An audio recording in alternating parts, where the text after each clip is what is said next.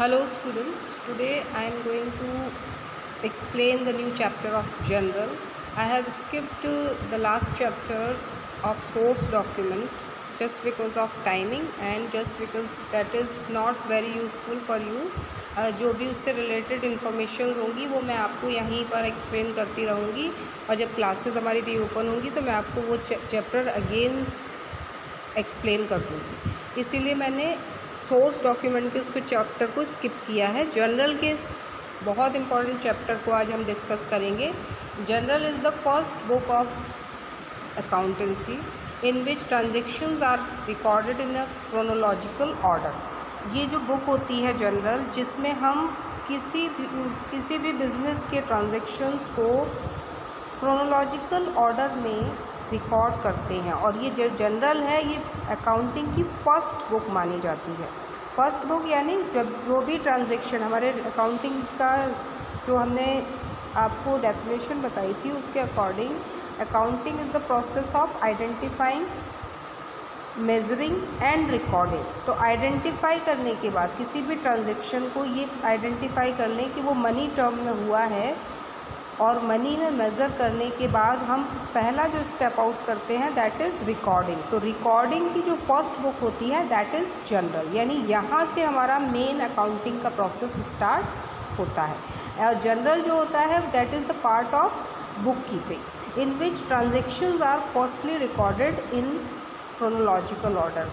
General में हम किसी भी ट्रांजेक्शन को, बिजनेस ट्रांजेक्शन को क्रोनोलॉजिकल यानी डेट वाइज जिस सीक्वेंस में वो होते हैं उसी सीक्वेंस में हम क्या करते हैं, उनको रिकॉर्ड करते हैं। इसीलिए मैंने यहाँ पर लिखा हुआ है भी डेफिनेशन आप बुक में भी ध्यान से पढ़ें, इसकी जो भी मीनिंग और डेफिनेशन है।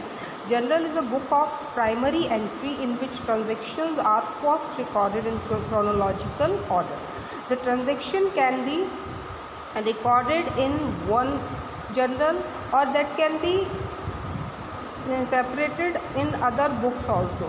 तो जनरल की एक प्रॉपर बुक भी होती है और जनरल को जब हम बाद में और ज़्यादा एक्सप्लेन करेंगे तो उसमें बताएंगे कि जनरल को हम सब डिवाइड भी करते हैं अलग अलग बुक्स के थ्रू। वो मैं आपको आगे जब चैप्टर एक्सप्लेन करूँगी अदर बुक्स का वहाँ पर बताऊँगी, लेकिन यहाँ पर आपको सिर्फ इतना समझना है कि जनरल जो है वो हमारी अकाउंटिंग की कैसी प्राइमरी बुक है जिसमें हम सभी ट्रांजैक्शंस को क्रोनोलॉजिकल ऑर्डर में रिकॉर्ड करते हैं और इस बुक में हम ट्रांजैक्शंस को अकाउंटिंग रूल्स के अकॉर्डिंग रिकॉर्ड करते हैं। अब आपको मैंने लास्ट चैप्टर में अकाउंटिंग रूल्स बताए थे, 3 गोल्डन रूल्स बताए थे। आपको एक बार फिर रीमेमोराइज़ करा देती हूँ मैं वो रूल्स। फर्स्ट जो रूल था वो पर्सनल अकाउंट से रिलेटेड था, debit the receiver and credit the giver. याद होगा आप सभी को कि जिसको भी रिसीव होता है उसके अकाउंट को हम डेबिट करते हैं और जो देता है यानी जो गिवर होता है उसके अकाउंट को हमेशा क्या किया जाता है, क्रेडिट किया जाता है। Second rule is debit what comes in and credit what goes out, जो कि रियल अकाउंट यानी एसेट्स के अकाउंट से रिलेटेड रूल है। यानी जो भी आए उसके अकाउंट को क्या करते हैं, हम डेबिट करते हैं और जो भी बिज़नेस से जाए उसके अकाउंट को हम क्रेडिट करते हैं। इसीलिए इस रूल में क्या बताया गया है, debit the receiver and debit the what comes in and credit what goes out. Third rule क्या है, थर्ड रूल के according debit all the expenses and losses and credit all the incomes and profit, जो कि किस पर apply होता है, nominal accounts पर। तो इन रूल्स के अकॉर्डिंग ही हम जनरल में एंट्रीज़ करते हैं। वो रूल मैं आपको फिर अभी आगे और एक बार बताऊंगी और उनको आपको बार बार बताती रहूँगी ताकि वो आप अच्छे से ध्यान कर लें। अब कैरेक्टरिस्टिक्स क्या है जनरल की। जनरल की सबसे पहली कैरेक्टरिस्टिक या उसका जो पहला फीचर है वो ये है कि इसमें हम डे टू डे ट्रांजेक्शन्स को रिकॉर्ड करते हैं। यानी जो ट्रांजेक्शन पर डे होते हैं, एक बिज़नेस में पर डे भी कई ट्रांजेक्शन होते हैं, तो जो ट्रांजेक्शन पर डे होते हैं उन्हें हम डेट वाइज क्रोनोलॉजिकल ऑर्डर में क्या करते हैं, रिकॉर्ड करते हैं। फॉर एग्ज़ाम्पल अगर ये जुलाई का मंथ चल रहा है तो 1 जुलाई को जो ट्रांजैक्शन होगा पहले उसे, फिर सेकंड, थर्ड, फोर्थ, फिर मान लीजिए बीच में 5-6 की डेट में कोई ट्रांजैक्शन नहीं हुआ, 7 में हुआ तो 5-6 को छोड़ देंगे, फिर 7 में।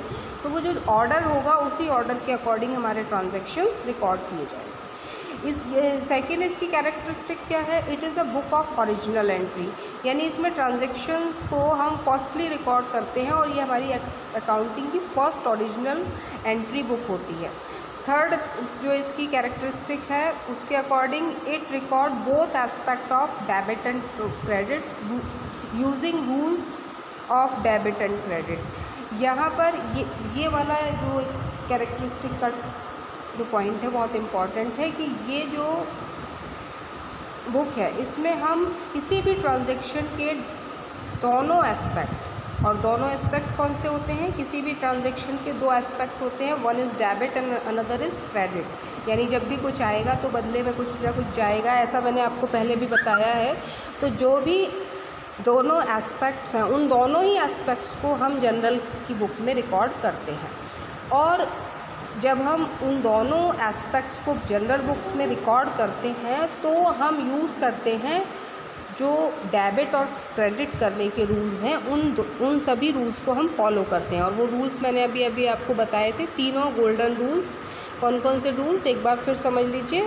Debit the receiver, credit the giver, debit what comes in, credit what goes out, debit all the incomes, debit all the losses and expenses and credit all the incomes and profits. ये हमारे golden rules हैं जिनको base मानकर हम general में entry करते हैं। और जो नेक्स्ट इसकी जो कैरेक्टरिस्टिक है, after journal entry we have given with in a description of narration. जब हम जनरल एंट्री कर लेते हैं तो हम उस ट्रांजैक्शन को एक ब्रीफ में एज ए डिस्क्रिप्शन ट्रांजैक्शन के साथ ही लिखते हैं, जो मैं अभी आपको एक्सप्लेन करूँगी तब आपको समझ में आएगा। उसे बोलते हैं हम नरेशन। क्या बोलते हैं उसको? नरेशन। किसी भी ट्रांजैक्शन की एंट्री करने के बाद जब हम उसके बारे में एक ब्रीफ डिस्क्रिप्शन देते हैं उस ट्रांजैक्शन से रिलेटेड, तो उसको बोला जाता है क्या? नरेशन बोला जाता है। तो ये भी नरेशन लिखना भी बहुत ज़रूरी है। अब नीचे मैंने आपको एक जनरल का फॉर्मेट बताया हुआ है। जनरल का फॉर्मेट क्या है? सबसे पहला कॉलम होता है डेट का, शायद इसमें कट गया है तो इससे पहले पर्टिकुलर से पहले जो कॉलम होता है वो होता है डेट के लिए।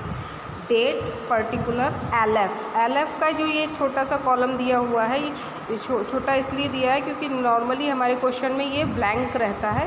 हालांकि एलएफ का कॉलम हम बनाते हैं कि लेज़र फोलियो, यानी लेज़र का वो पेज जहां हम इस जनरल एंट्री को आगे जाके ट्रांसफ़र करेंगे, क्योंकि जनरल के बाद हम हर एक ट्रांजैक्शन से रिलेटेड लेज़र भी बनाएंगे। तो लेज़र में जिस पेज पर ये ट्रांसफ़र होगी एंट्री, वो पेज नंबर लिखना पड़ता है। बट नॉर्मली क्या होता है हमारे क्वेश्चंस में, ये वाला जो ब्लैंक कॉलम है ये ब्लैंक रहता है, तो इसलिए इसे बहुत छोटा सा हम बना देते हैं। इसके बाद फोर्थ जो कॉलम है वो है अमाउंट डेबिट के लिए, यानी डेबिट वाले अमाउंट डेबिट में आएंगे। और फिफ्थ कॉलम होता है अमाउंट क्रेडिट के लिए, यानी अमाउंट क्रेडिट जो होगा वो अकाउंट, उसका अमाउंट हम क्रेडिट वाले कॉलम में शो करेंगे। तो ये अमाउंट डेबिट और अमाउंट क्रेडिट का कॉलम है, यानी ये दोनों ही कॉलम किसके लिए हैं? अमाउंट के लिए। अब इस तरीके से फॉर्मेट के अकॉर्डिंग हमारे कितने कॉलम हो गए? डेट, पर्टिकुलर, डेट का यहाँ पर अभी आपको शो नहीं हो रहा, लेकिन आपको इससे पर्टिकुलर से पहले डेट का कॉलम बनाना है। उसके बाद पर्टिकुलर, डेट का कॉलम छोटा होगा, पर्टिकुलर का सबसे बड़ा होगा, देन एलएफ बहुत छोटा सा column, amount debit amount credit के लिए अमाउंट के अकॉर्डिंग इक्वल कॉलम्स होंगे। अब यानी जनरल में टोटल 5 कॉलम्स होते हैं। आज के लिए बस इतना ही। कल मैं आपको जनरल का एक प्रैक्टिकल क्वेश्चन बताऊंगी जिसमें सारी एंट्रीज़ को रूल्स के अकॉर्डिंग बताना कैसे करते हैं ऐसे बताया जाएगा। Thank you and have a nice day.